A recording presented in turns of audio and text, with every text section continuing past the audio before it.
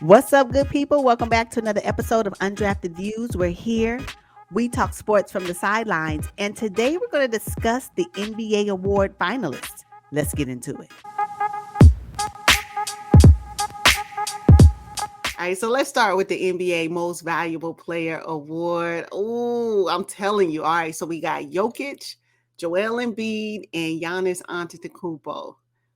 What are your thoughts on this? I'm okay with that. I totally agree with those three finalists. We already gave our predictions on what we thought who would win the award, and I had Joel Embiid, so him being on the list is right up. It's fine with me. I'm okay. Actually, I had all three of them being the most valuable player candidates, so I'm not surprised to see this. Yeah, me either. I chose Joel Embiid as well. Hope he wins it. But, they're saying that Jokic is the front runner, but hey, we'll see. I just don't think you can be the front runner when your team finished the regular season at number 6, regardless of your individual stats. Yeah, I agree with you on that. I really think this, and not only that, but Joel Embiid is also one of the top scoring players in the league as well. So he has done some things this season that I think trumps what Nikola Jokic has done, although it's not taken away from all of his efforts. So yeah, for me, it's still Joel Embiid. Me too. Okay, so rookie of the year. Ah, you know what? I don't have a problem with these three finalists, but I'm really hoping Scotty Barnes gets it. I'm sorry, I do too. I do too. Evan Mobley, yes, he missed more games, missed a few games. Kate Cunningham, I am okay on the team. Like maybe if the Pistons were not number 14 in Yeah. the league, I mean Mhm. in the Eastern Conference, perhaps he would have a better. For me, it wouldn't have been questionable that he's on the list. I'm not knocking all of his efforts, but it's on a losing team, right? And part of Mhm. being, I believe, rookie of the year for me would be someone who's actually helped propel the team to be successful. And in this case, Scotty Barnes has really been a great addition to the Toronto Raptors and what he's been able to put up um, and just, you know, get used to and acclimate himself to professional basketball. It's been amazing. So his future is bright. But yeah, for me, it's still Scotty Barnes. Yeah, it's Scotty. Now, Evan is my close second, Hmm. I can support that. but he missed those games out with his injury. But it seems to me that Scotty played 74, Evan played 69 games, and Cade only played 64, with a record of 23 and 59. Come on, you can't win rookie of the year. Like, You no, you you absolutely. you really can't. You really can't. And it wouldn't even be fair. Matter of fact, I think there should be some type of baseline. Now, if your team is not top 10, what are we even talking about? But, hey, that's where we are. All right, now for six man of the year, I'm looking at these finalists here and I'm like, wait a minute. Does Cleveland have bots? What is Kevin Love doing on this list? You know what though? When I tell you I was surprised to see Kevin Love, shocked me. I didn't even he wasn't even on my radar. Like No. what? Now, granted, let's just really be honest. The clear winner is Tyler Hero. So I Hmm. get it. You got to have three on the list. And these are just all, placeholders. You just got to put three and we pick you, and you. Because technically, why isn't Kelly Oubre up there? If you're going to put somebody up there, because I'll make us believe it should be Kelly Oubre. It should be, and although the Suns are number one in the West, Cam wasn't even on my list. No, I didn't He have just Cam wasn't. either. I didn't see it. Now maybe because he did that, you know, what is he? Clutch shot that was heard around the nation. I don't know. Maybe that's what got him on the list. But Cam Johnson, I didn't see him. I'm not saying he shouldn't have been on here. He just wasn't on my radar because all I see is Tyler Hero.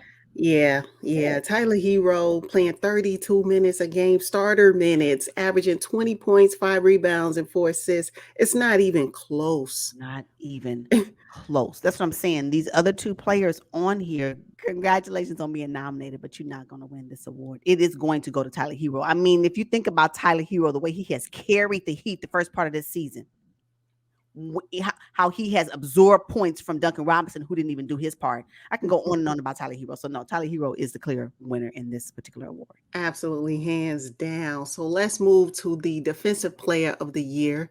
This one is tough. We're looking at Mikal Bridges, oh, Rudy Gobert, Rudy Gobert, and Marcus Smart. Mm. Who's your guy? I already know who your guy is. Marcus Smart. Marcus Smart all day. He is my guy. and he gives me. This is what defense is all about. Yes, I know Rudy Gobert can get you 15 rebounds. I get it. Yeah, he can block a few shots. But what I appreciate about players like Marcus Smart or players like Mikal Bridges is that they do the other defensive stuff. They'll stop you from even getting in the paint.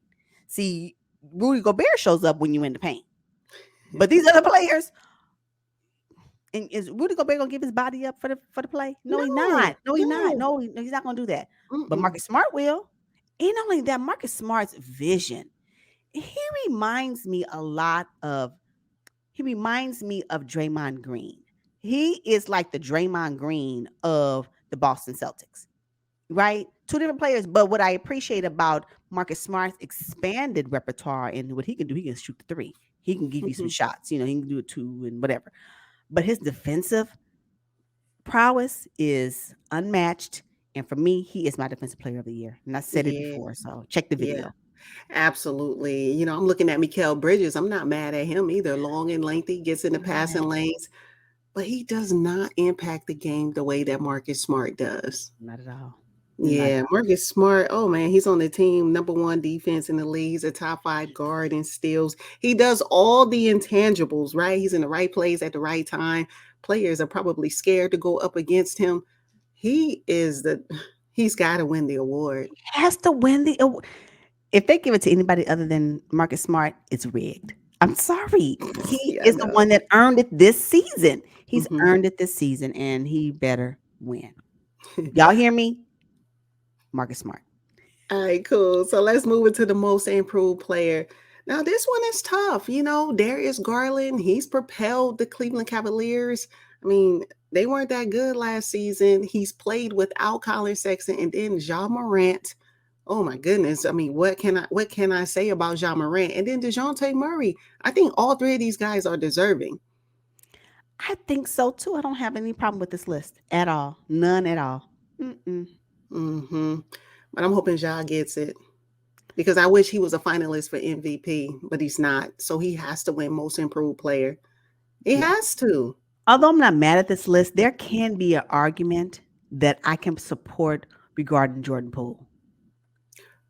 There can be an argument. If someone had to be removed from this list, it would probably be DeJounte Murray for me to replace with Jordan Poole. Only because Jordan Poole has really pulled his weight with the Warriors while Steph Curry has been out, while Clay was out, because he stood in for Clay, when Clay hasn't returned to the game. So I would say Jordan Poole for me would Mm. be one person I would like to see on this list. I'm not mad at Jordan Poole, but these three guys are all first time All Stars.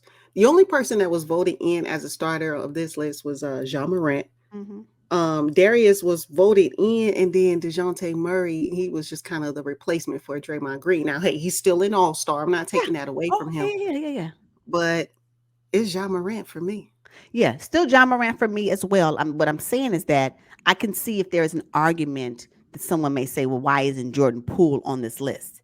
And I'm quite sure they can give a great argument, which would probably make this list maybe be a list of four as opposed to three. That's all I'm saying. Mhm. So I'm quite sure that somebody else would probably have an argument about another player. It's just what it is.